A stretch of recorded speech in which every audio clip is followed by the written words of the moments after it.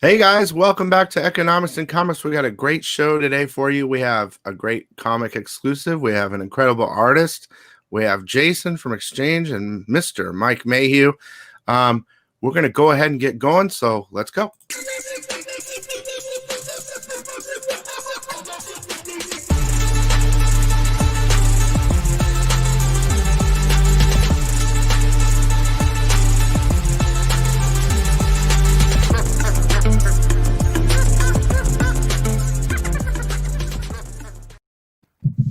Welcome, Jason and Mike. Yo. Hey, everybody. How are you?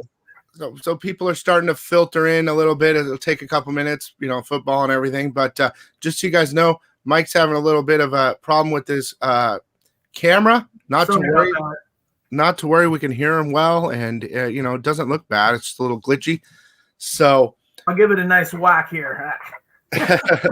I'm really excited to have you on, Mike. I've met you multiple times throughout the past. I mean, you woughts remember, but it's great to have you on. One of my favorite artists, and great to have Jason back. While Mike's working on something real fast, me and Jason are going to go ahead and take a look at what's going on at Exchange Collectibles today with this new cover. Let me refresh that. And again, I'm real happy to have you. It's great to start the year with one of the greats. So I'm very happy. I love talking to artists. And are you from Arizona? I feel like I am. You said that's maybe where we met. And I was born in Mesa. Oh yeah, that's where I was from. Went to ASU and lived there for most of my life.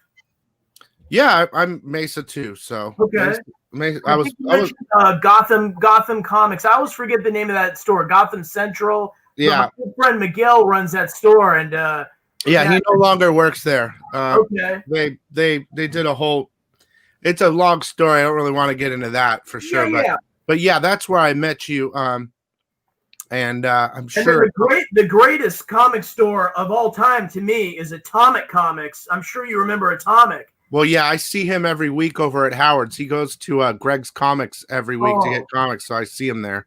Mike Malvey, I love that guy. He's a good friend, and I'm telling you, man, they had such a great operation going there. They really started it all. If you really think about it, like in regard to, I mean, I know we're getting off topic and we can get into it, but regard to exclusive comics, he was one of the first that did exclusive store variants a long time ago. I would love to research that because you might be right. And I know I am. Yeah, I'd love to research that because it's interesting. Where did these variants sort of begin? I mean, for me, they began, I guess, around 2010 or something. Yeah. So okay. Let's hold on because you and I can go. I remember like early 2000s, guys. Dynamic Forces and collectibles. Okay. But like store variants, like store, 2008 was Red Hulk, and that was Atomic Comics' first like exclusive. But let me bust out. Let's do Jason real fast. So okay, let me share this. So you guys, here's the deal. We have a brand new exclusive from Exchange Collectibles and Mike Mayhew. This is the first. Now I've seen Valiant doing emails and stuff that this is her first appearance and first cover appearance. That's cool. Yep. So KT's first appearance, and of course it's Mike Mayhew's cover. It's gorgeous, by the way, and I just heard they're working on Bloodshot 2 already. So yeah, I heard that a couple days ago. So there's a lot of. This is a key book. There's no doubt. The regular cover doesn't have her on there. And of course, it's an exclusive. So what do we got here? Jason, why don't you tell us a little bit about what's going on at Exchange? We got a lot, man, because Mike is awesome enough to sign some of these books for us. So we're going to be able to offer some yellow labels, some signed stuff, sets. I mean, we got a lot. We got everything. So that's killer. So you could get the trade for $15. Of course, you guys can use code ECON for 10% off. Yeah. God, look at this. It's fire, dude. She's got her tattoo and her breather thing. Yep. I like that design of her. I sculpted that little thing in ZBrush, and I was able to sort of design that tattoo. It's kind of like the one in the movie. Yeah, she's got a cool look. She's got some cool powers, and I think it's a cool character. definitely. My very first Valiant Comics cover.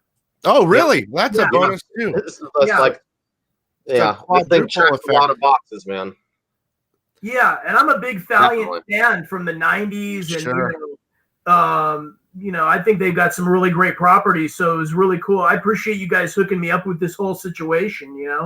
Well, Exchange is the source for your cover. I am just Mr. Sickness, and I work with Exchange in regard to getting his stuff out there and the YouTube area, and I just love interviewing artists. That's my favorite. I mean, we'll get into the economics and comics. I know you really want to talk about it because I've seen you messaging kind of all over the place about it. So we'll get there. Okay.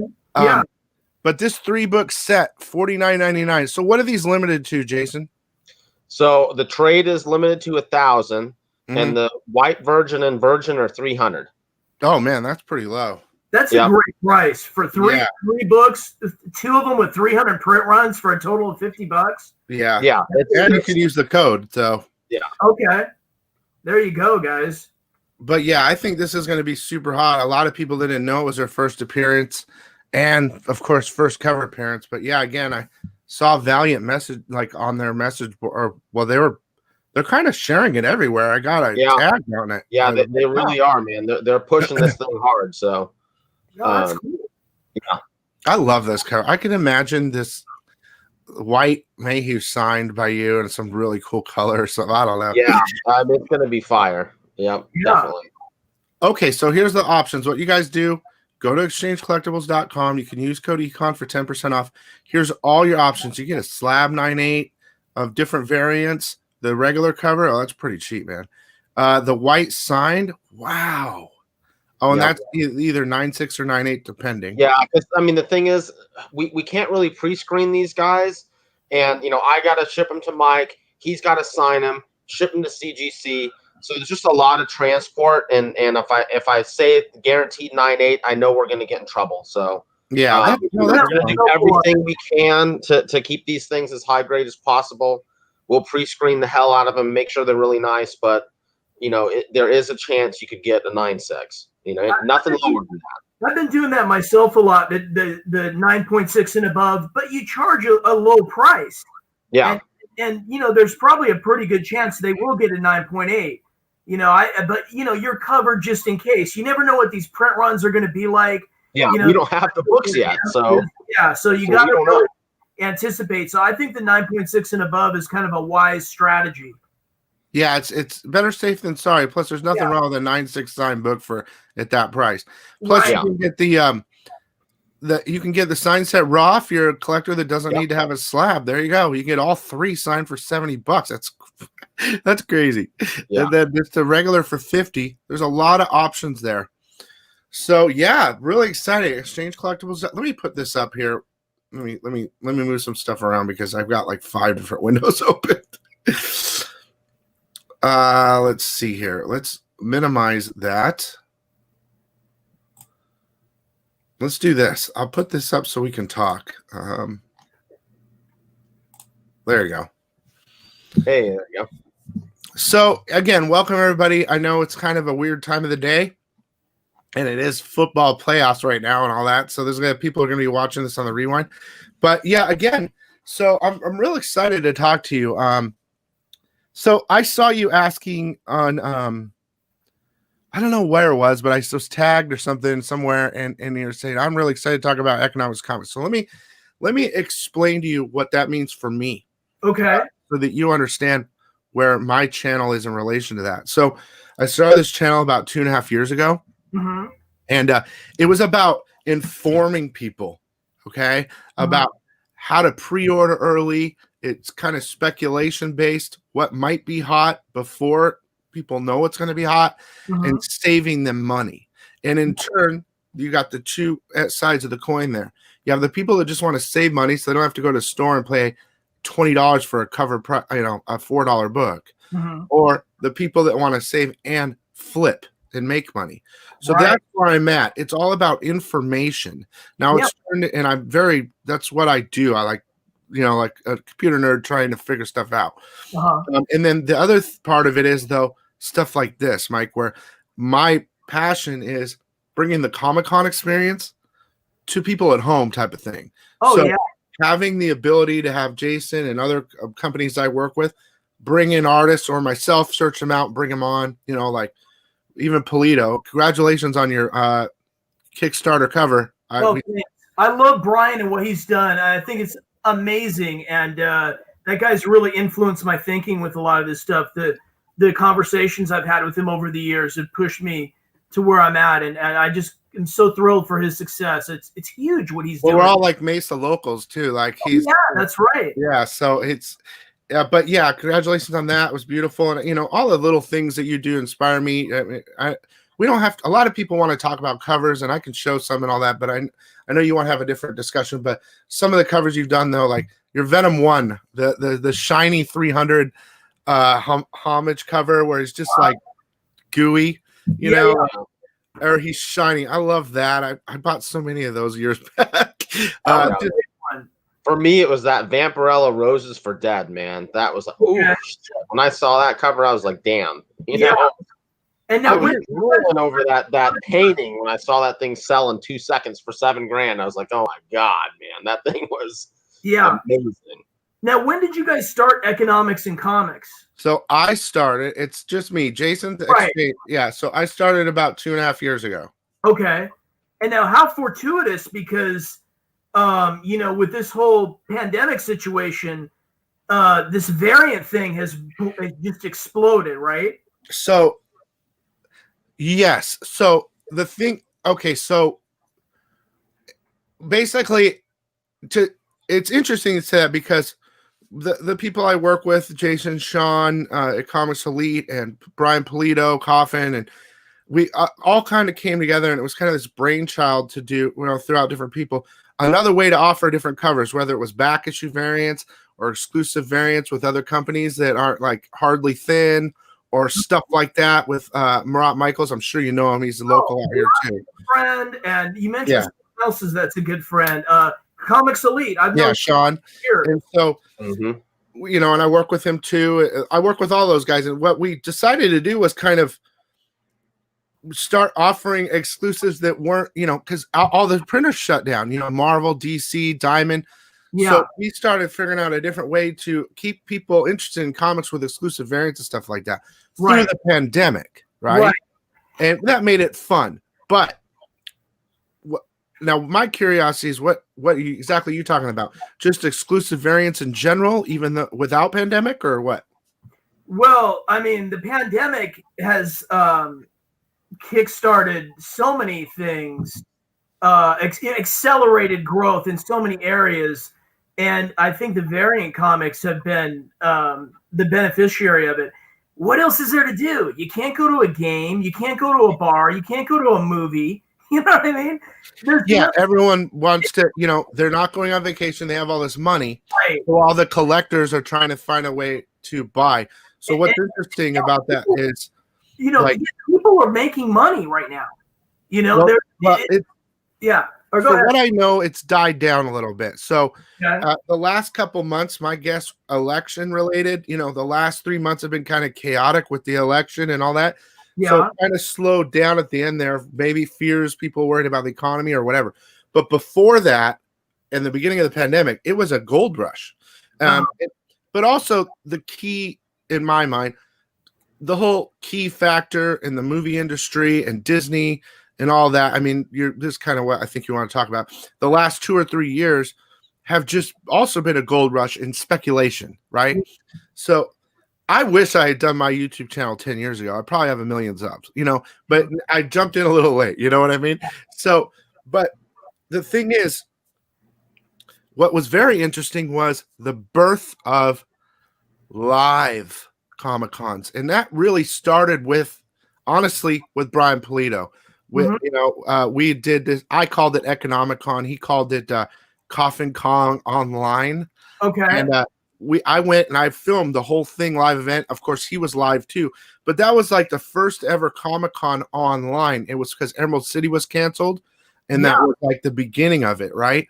So after that, you saw Xenoscope and all these other companies following trend. And now it's like everyone's online drawing, they're selling. It's just this insanity. So hopefully it doesn't destroy the Comic-Con experience, like being there in person. But what other option did the stores have? What other option did artists have? It was great for me because this is I'm online. So it's like, here, come on in. I'll help, you grow. However, exchange, Coffin, anybody. I'm willing to help. All I want some, some interviews, with, like you. So it's very interesting. How does it work with you? What do you mean by? Ask you, because you sound like you're thinking maybe it's hit its peak maybe 6 months ago, and now we're just kind of in a stabilized sort of position with these variants. Is that kind of what your mindset is? I think variants are variants have been around for so long. I think the truth about a variant is this. There's two truths. Number one is cover art. Number two is print run. That's what sells a variant. So you could have a variant that's really crappy art. No offense to artists. It's not going to sell. Yeah. But you could have a fire art like you, right? And of course, a key appearance and all this other. This book's going to sell. Right. So, and of course, you got low prints. Right. And you got blood, you got Valiant tweeting about it. I mean, there's different variations of variants. But in regard to the comic book market, and because we've had quite a rush through the pandemic. Yeah. I also think it has to do with there's dead areas. I think I'm not a comic book store owner, right? Yeah. But I do know there's certain months out of the year that slow down.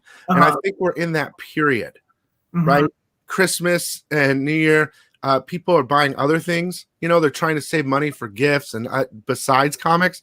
Yeah, you might be seeing an uptick, but it's my mentality is this.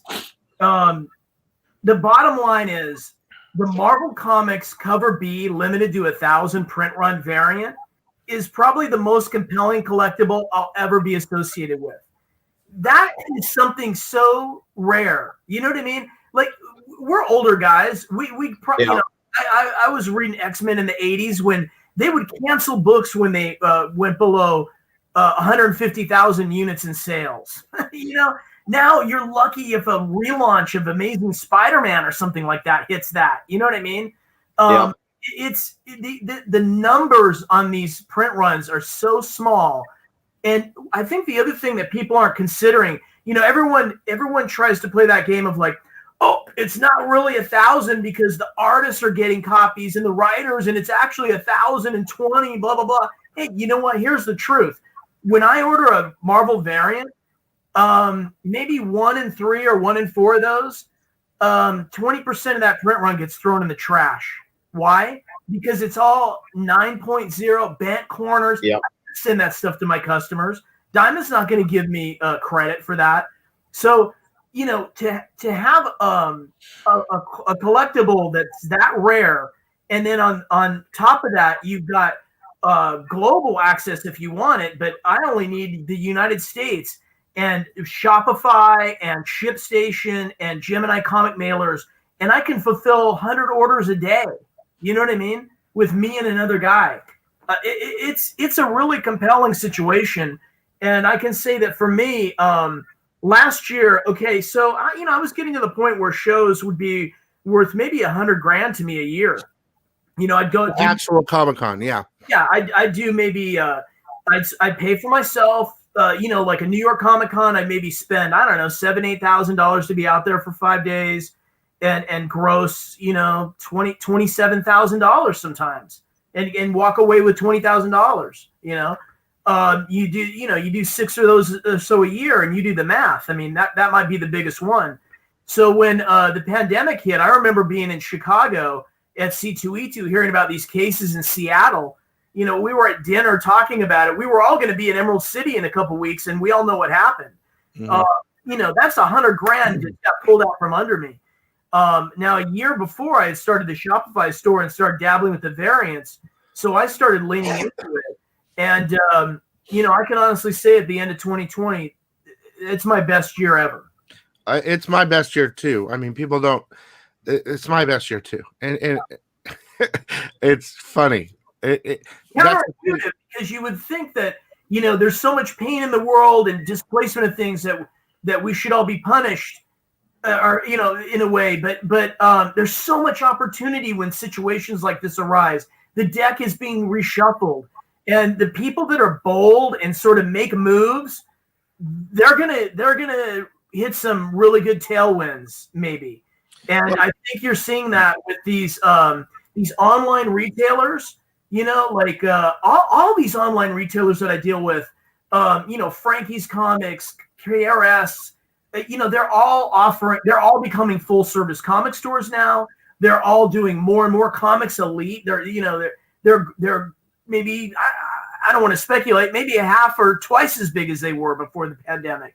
And you know, I think it's I think there's always going to be room for the brick and mortar store. I was just at a comic store the other day, but you know, there's something so compelling about having handpicked rare collectibles that are, you know, gone over to make sure you can't get comics that good at the comic store. You know what I mean? No, that is for sure.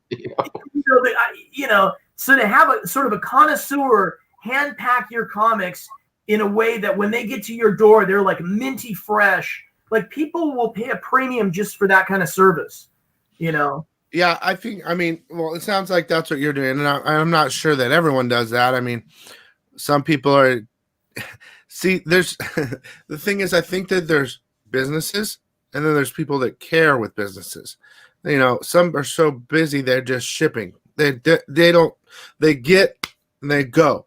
Yeah. You're eyeballing this book. You want to, you know, both of you guys eyeball your book. I think we all do, actually, but you know, we all do. You know, you're making sure that the product you're sending out, because it's associated with you and it's basically you're the only one. You know, you have a partner, maybe, Mike, I don't know, helping you there. I'm an employee, and you know, I'm getting the position where I'm spending so much time on the store, more time than I am in the art, that I'm gonna have to develop the business a little bit to where there's other people handling things. But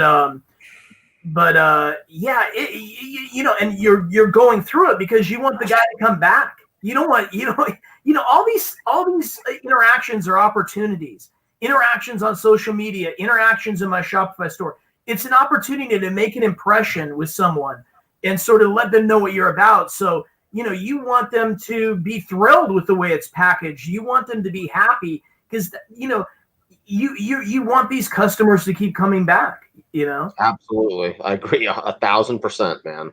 Yeah. Yeah. This year's opened up the world of online selling in all different, you know. Oh yeah. And hope, look, that's great for everybody. And I've seen so many artists online now and even help with a lot of them, you know, get to that point. But I really do miss, there's no doubt about it, I miss the scene. I know I'm sure you miss the circuit.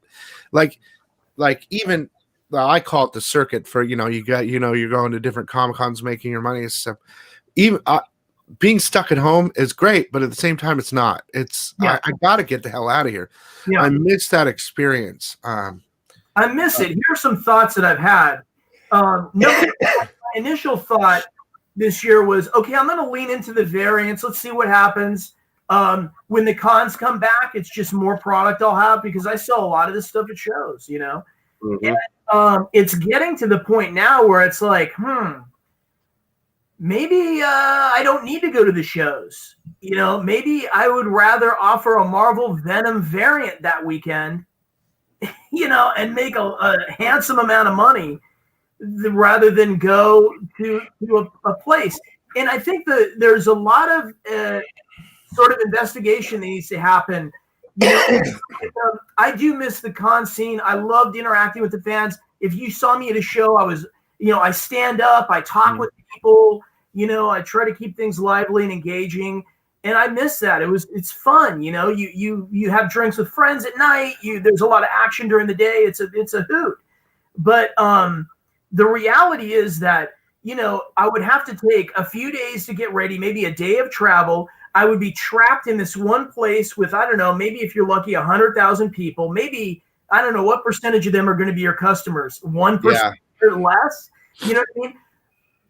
And all this attention is given to that there's a momentum to it, so it's hard to get off the track, because when you get back from this one, you got to get ready for that one, and you just roll with it.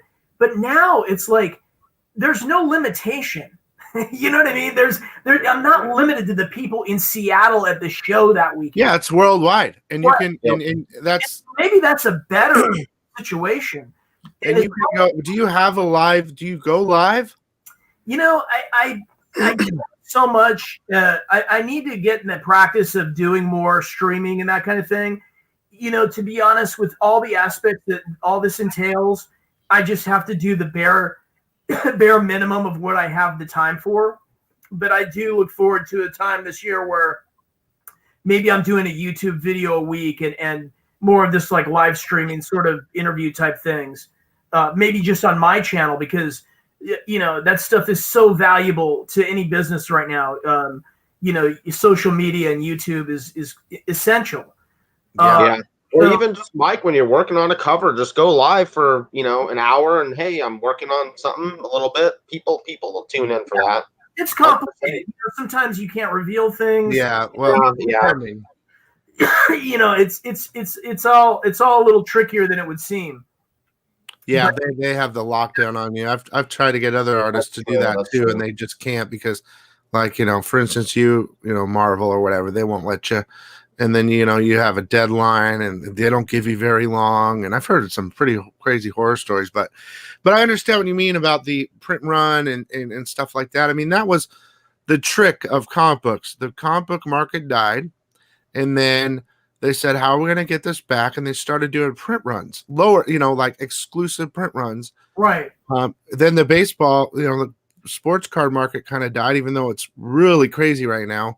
Yeah. And they started doing limited, 200 of this.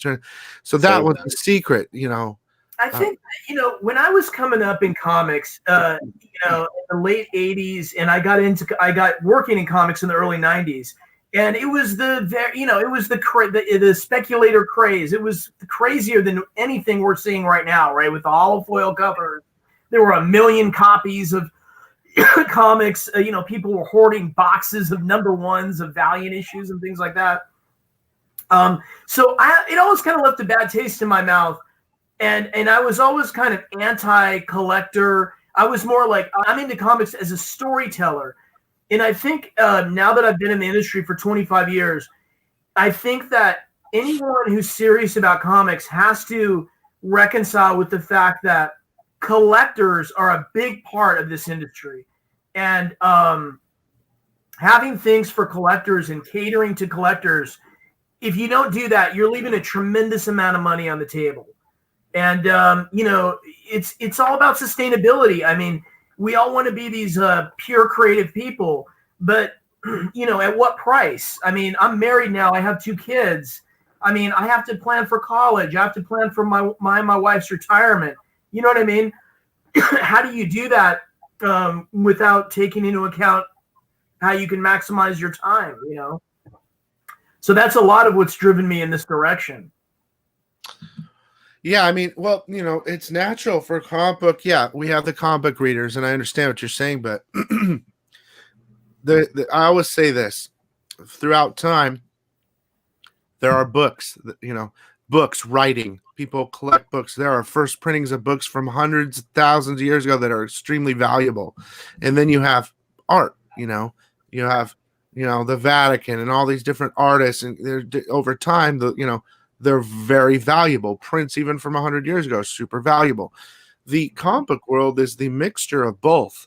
So the thing is, it's been a collectible since the beginning of time. To deny that, and to say it's only for readers is insanity, because it's the best combination. It's storytelling and art all in one, and it's limited. Yeah. So, they've really learned how to capitalize on that. And of course, you see every store on the planet's got an exclusive variant now, and it's the hunt for the best cover, the right one, the right time, the best art. There's so many different factors. Yeah. I would, not trying to pump this book up at all, but this book in general has like 4 of those characteristics. Yeah. First cover appearance, first full appearance, exclusive First art Mayhew art cover, for Valiant, Mayhew, you know, first it's Valiant. I mean, that's 4 right there. And Yeah. so whether the character becomes super popular or not, it is a key on so many fronts, and it's limited. So there's 5. So it's this game of for me. I like to play the game. I like original art. I like talking to artists. I like speculation. I like trying to help people save money. It's just this world for me. And you're kind of asking what it is: economics and comics. That's my world. And of course, my favorite's old books. Old keys and stuff like silver and bronze. Yeah. But this world, I mean, we are set up for another 10 years of insanity, all because of the movie industry. I mean, the Disney lineups are showing you we've got 10 years of a whole nother event, major event, from Iron Man to now has changed the comic book industry, 100%. All the all the Star Wars streaming shows coming up is fueling the public speculation, and it's crazy. I mean, I think that like you say, it's going to go on for another 10 years probably, and I think the other thing with the variants too is just sorry, I have a bug in my throat. I do too. It's driving me nuts. I have the same thing. It's hard to breathe, and then I drink coffee, and it just makes it worse. Coffee. I think that there's so many of these kids that grew up on Iron Man movie and that are getting to be in their 20s now and things like that. These people with higher income or discretionary income, whatever you want to call it, they get a lot of entertainment value out of buying these $40, $60 comics. And like you say, slapping them and having them in their man cave or their geek, palace or whatever you want to call it. And, being able to show that on social media. I mean, there's a lot of hidden value to this little interaction for this piece of paper, that is very unique. Yep. Agree 100%. And hey, we show this off too, guys. Because shoot, there you go. That's the original. Look at that. Yeah. I'm very, very thankful that Mike. Oh my God, I'm so jealous. This is one of my best pieces, definitely for sure. And me and Mike talked about this many times. We both feel that original art is the final frontier. Right. For collectible, yeah. I mean, I don't know how closely you follow the original art market, but the original art prices in the last year have just skyrocketed. Yeah, for a big name artist, for just in general across the board. I mean, people, we're living in kind of an everything bubble right now. Real estate's going through the roof. The stock market's going through the roof. Bitcoin, crypto's going through the roof. Everyone is wanting to hoard things and keep things of value. So it's driving all these prices up. And I'm sure, there'll be some kind of correction at some point. But people are just crazy for that kind of stuff right now, Yeah, like I'm a realtor. I haven't, I kept my license and all that, but a friend of mine is asking me to look for a home, under 200,000 out here. And it's absolutely impossible. Right. Yeah, it's like condo. $200,000 house 2 years ago is now $350,000. Oh, I know intimately. I sold my parents' house and I in Mesa, and I see what it goes for now. And you're right, 100%. And just to give people a little bit of insight, and maybe I shouldn't be so open about how all this works, but I find it fascinating, and I'm mainly wanting to turn on my fellow artists about it. It used to be I'd have to wait around for an email from an editor. Hey, you want to do a cover for this? Oh, sure. Get all fired up about some character I never heard of. I got to do a great job because I want to impress the editor because I want another email, right? You spend a lot of, they don't, like you say, maybe they don't give you much time. You've got a few days. Maybe they have kind of some reference that isn't so good. You're trying to figure it out. You do the best job you can. You turn it in. You get your cover rate. You get to sell maybe a piece of original or a prelim, and then maybe recently I started charging for signatures. Well, with this variant thing, I can get, when the solicits come out, I look through the solicits. I love Venom. I love Spider-Man. I can draw Venom. I can draw any Spider-Man character on any, on Amazing Spider-Man. I might be able to spend 2 or 3 weeks on the art. I try and look at it now like I want these pieces of art I'm creating for these variants to be more like a sideshow collectible product. I can't. I doubt when Sideshow makes a statue, they just whip together the first thing that the guy thought of. They probably have 2 or 3 prototypes. They have sketches. They have a committee, maybe sit down and, maybe it should be more like this, maybe more like that. That's kind of what happens when I partner with 3 or 4 stores. Everyone's got the experience of getting burned on. Let's say it's kind of common knowledge that variants with teams on them do not sell well, okay, for whatever reason. There's certain, females sell more than others. Yeah, you got to stick to your strengths too. I mean, so when I'm partnering with 3 or 4 stores that have significant experience in variants and their input is really valuable, they're probably thinking of things that I would never even thought of, or I maybe overlooked, and then when I think about they're absolutely right. Maybe the direction we're going, we just need to scrap it and start with something new, and you end up with such a better piece of artwork, and then that's valuable content for your social media. Even if the people aren't buying the variant, that's a great post on Instagram that might get a few thousand hits. There's the COAs and all the CGC bells and whistles that go into it. There's the fact that Sideshow Collectibles might come and make a print of it, because they do that often with these variants. There's so many more income streams and opportunities related to these variants than if I was just a work for hire cover artist, which I don't ever want to maybe not be that. I'm here for these companies in that capacity. But for me as a creator, we're going back to that thing about storytelling versus collectability and maybe how they're kind of opposites. I can see the possibility of being a better artist and a better storyteller by embracing this collectible thing. And I'm running with it. Let's see where it goes. But I have a feeling over the course of the next year, you'll even see more interesting sort of variants from me and directions and things like that.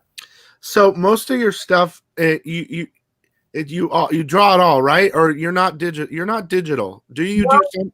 I do. I do a lot of different things. So I always want original art. Yeah. I always want an original drawing or an original in the prelims. The prelims sell very well for me. I'll sometimes make $3,000-$4,000 on the prelim. In other words, I might pay for my share of a Marvel variant that I split 4 ways or 5 ways with just the prelims. You know what I mean? Yeah. And so that's the kind of way I'm thinking about it. And so I always want the originals. I like having original art. I like making it. Original paintings. I try and keep a mix of drawings and paintings because I like the fact that I'm a painter. I always want to keep on top of that skill. And so to answer your question, it's kind of all over the place. I use a lot of 3D software. I sculpt in ZBrush. I'm doing things in Photoshop. If I'm doing black and white art, I'm coloring it in Photoshop. So you do sort of what. But the prelims are you do start with the. That's the thing, though. Like there are a lot of artists out there, and there's different types. There's a pure digital. There's the quickie. There are only certain, and I've been lucky to talk with Ryan Brown, Lucio Perillo, yourself. I put you guys in another level because you can tell the difference, and I think that really helps you guys sell comics too. I mean, your art is sought after. It's realistic. It pops off the page. You know what I mean? Yeah. Whereas the traditional interior art of the classic, which I love. I mean, like 80s covers, where it's pencils, it's pencils and ink. Right. But now it's like everyone's trying to get to the most realistic. And and that brings it back to original art from hundreds of years ago, which I love. So I I'm real excited. There's people like Peach Momoko, who I wouldn't say is realistic, but she's got this very artistic, interesting, out of the box sort of style that has been consistent over what now, dozens, if not 100 covers that people are really into. And yeah, there is a market for it. I'm not really a big fan because I think it's too quick and she's pushing out stuff, but that's my own opinion. I mean, the market, everyone wants her. Right. And, you know, that it doesn't mean it's, I mean, maybe you appreciate, I think some of it's good, but I think a lot of it's quickly done. And I don't like that portion, that fact of it. It's too much type of thing. It's more of the hype thing I'm not really excited about. Yeah. I would love if she had, honestly, I would love if she had more time to put into a cover. Because I think she doesn't in person. I'm not 100% sure, but she doesn't have enough time because she has so much work.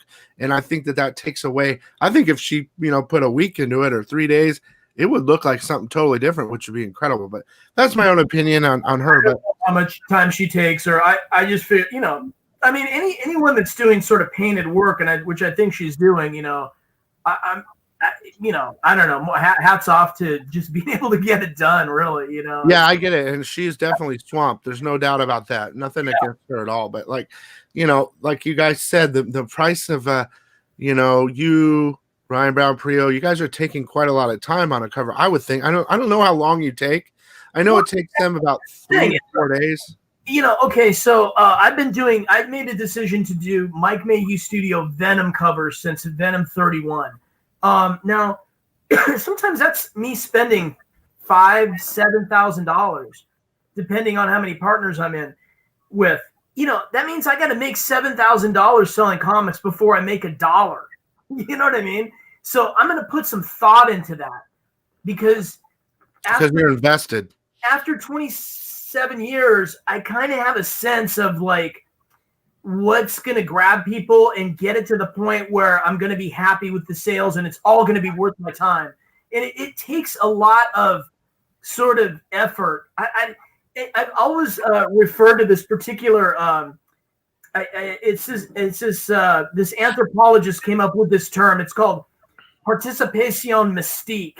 And it's basically, I think he was studying tribes in Africa or something. Imagine, you know, the tribe that's like marching around the campfire and they're whipping themselves into a frenzy they're wanting rain or something like that. In other words, they're sort of whipping themselves up into believing something's going to happen. And that's kind of how it is with these variants. Like, you get an idea and then you stare at it and you're like maybe hating it, or you imagine everyone else hating it. And you're like, what could it take? What if I did this? And you're just pushing it until it becomes what you wanted it to be, which is this thing that like, oh my God, you know, it's getting 30 great comments as soon as you post it. And, you know, as soon as you put it on Shopify, there's, you know, 100 people in the store and it's selling like crazy. It's like you got to almost like will that into being. You know what I mean? Yeah, it's interesting you say that. I find that very interesting with every artist that I talk to is this like self-critique thing. Like you start drawing and like you hate it, but someone else sees it and they're like, oh my God, that's incredible. And, or, you know, one little thing that you might not see that someone else sees as in regard to like when you're talking to a store and they're giving you ideas that they have and you're like, oh yeah. Wow. You know, it's this combination of things, but artists are very critical on their own stuff. But I like the sound of your process though. Well, I mean, it's what Silicon Valley does. It's iteration. You know what I mean? Iteration is almost essential to getting things done. So, you know, you come up with a kernel of an idea and then you keep building upon it, maybe tearing it down and rebuilding it. But it's like, it kind of goes back to what I was saying. It's like, you know, I love Jack Kirby and all these guys that were geniuses that could just sit down and whip out characters and you'd stand in front of them and they do it. You know what I mean? But that's just not that's just not my style. And sure, you're more of a real, you know, over time, I like, you know, I like to think about it one way, one day, and then a couple days later after some sleep or doing something else, you go, oh wait, but what about this? Or actually, this is what's important about that, not this. You know what I mean? Because these images are out there forever. Mm-hmm. You can impress everybody with how much you got done, but a guy like Jim Steranko wasn't cranking out covers necessarily compared to some of his peers, but those, I don't know, I'm guessing those 50 or so covers that you know him for will always be staring at, because like the X-Men, the little X-Men. Yeah. You know what I mean? So, and it's Frazetta's kind of the same way. I mean, I don't want to say he wasn't prolific, because I think he was, but it only takes like 50 pieces to make yourself a legend. You know what I mean? You don't. I thought that was interesting too, Mike, because I had Lucio Prio on recently. I don't know if you know him or not, or he's a friend. I love that. Yeah. So I was talking, and he was talking about, like, we were talking about his end game, and he's like, I just want to have.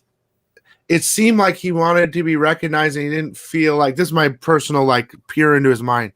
Yeah. Like, he's from Italy. I mean, he's surrounded by the greatest art in the world, right? Yeah. And he's been trained a certain way, and he brought that to comics, right? Which is amazing. Yeah. But he's like, I just want I don't know where it came. I said, Lucio, your stuff's all over the world, bro. You're everywhere. You have more exposure than those artists did ever. Like, you've made it, man. I mean, like, whether you think it or not, this stuff is going to be remembered, just like your stuff. It's out there. It's not going anywhere, right? Yeah. And it's just amazing. And that I really appreciate your guys' style. I really do. It brings life more. It brings more life out of the page or the cover, right? Draws you in more. Makes you really look at different lighting and different things, which is a fine art to me. Nothing against regular comic art, Yeah. But I love that. That is my fascination with variants. It's been my fascination with variants ever since, because there's always been variants.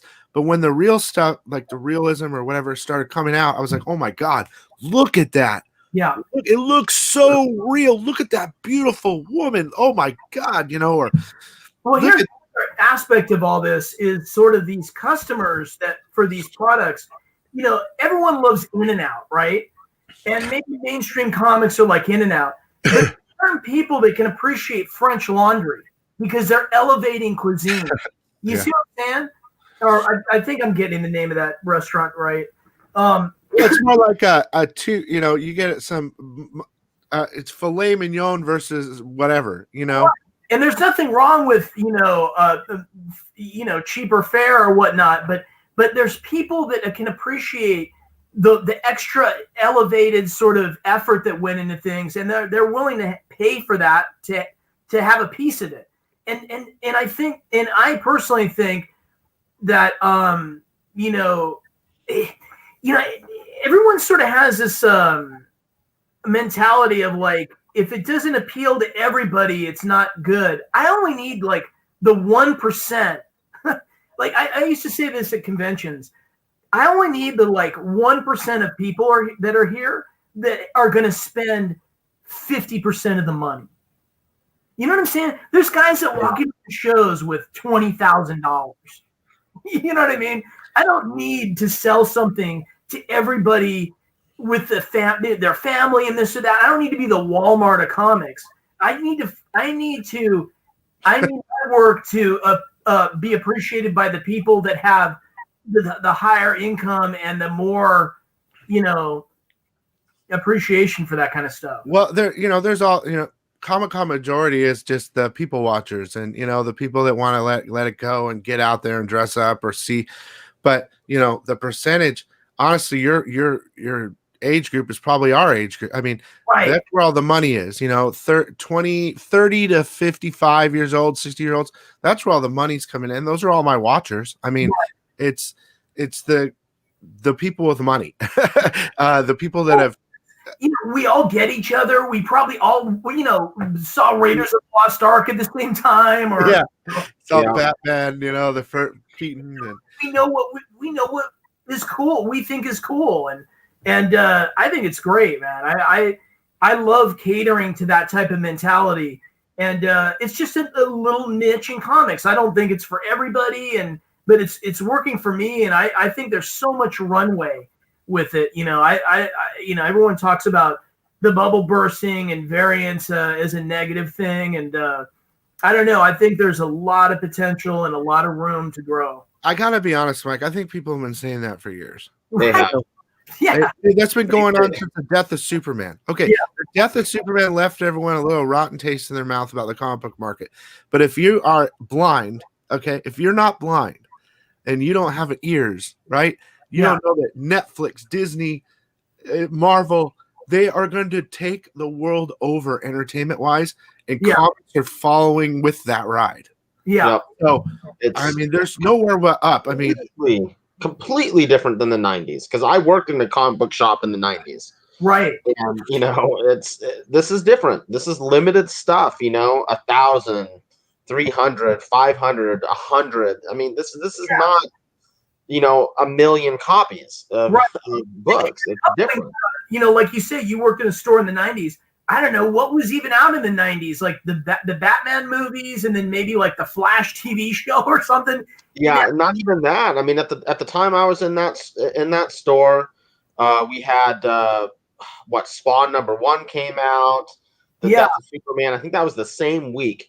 And you know, Valiant stuff. The random Valiant number 22 was selling 250,000 copies.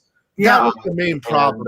That was the main problem. That was like McFarlane, Spider-Man, Spawn, all these things came out, and they were mass producing like hundreds of thousands, and that's what kind of killed it a little bit, because everybody had it. Valiant really was a very well, we're talking about Valiant now, which is great, but you know, all these different things kind of slowed it down. Plus, there was no push. 1989 was Batman, and then they started doing all these funny, silly Batmans of Val Kilmer, you know, but there wasn't a whole 10-year saga that you had to watch. Right. You know, Thanos destroying the whole and the technology now. And I mean, dude, there's no stopping. Basically, there's no stopping Disney. Okay, they're gonna own the world. Very sure. The last 3 or 4 years, I've been like, what's going to end all this? I mean, it just seems like a juggernaut. And certainly, you know, COVID hasn't helped things necessarily. I mean, with, you know, the theaters being shut down and this or that. But, man, if this superhero thing can live through COVID, forget about it. Well, it's like Disney knew. It's like Disney knew that COVID was coming, because they pulled all the movies that were going to come, and they had already started their Disney Plus with Mandalorian and all that. And they're like, let's try this. It's like they set the virus out there. It's like they're the ones that let it loose, and they knew it was going to happen. I highly recommend fans of comics and Marvel read Bob Iger's latest memoir. You know, they've been a little late getting Disney Plus out. I think if you talk to them internally, they would feel like you should have done it 5 years ago, and they've been trying to do it. And thank God they perfect timing though, right? If you really think about it. Yeah. No, it goes to show why that type of stuff is so important, you know. I mean, and the acquisition of Marvel is huge for them. And then, you know, you see the mistakes being done. I like Warner Brothers, but the mistakes they're making. I mean, they dropped Wonder Woman. It didn't do well. Yeah. They didn't. No one's going to the theaters, man. I mean, I don't know. There's a bunch of stuff going on, and regardless, I think it'll work for everybody. I think DC, Warner Brothers, they'll all come around too. They'll figure it out. Yeah. And aside from the mainstream stuff, look at how much excitement there is right now over like Something is Killing the Children. Yeah. Or what's that Mirko Andolfo book, Mystic or something? Unsacred. What is it? Mercy. Yeah. Oh yeah. You know, I mean, these indie books, you know, Rick Remender's Scumbag #1.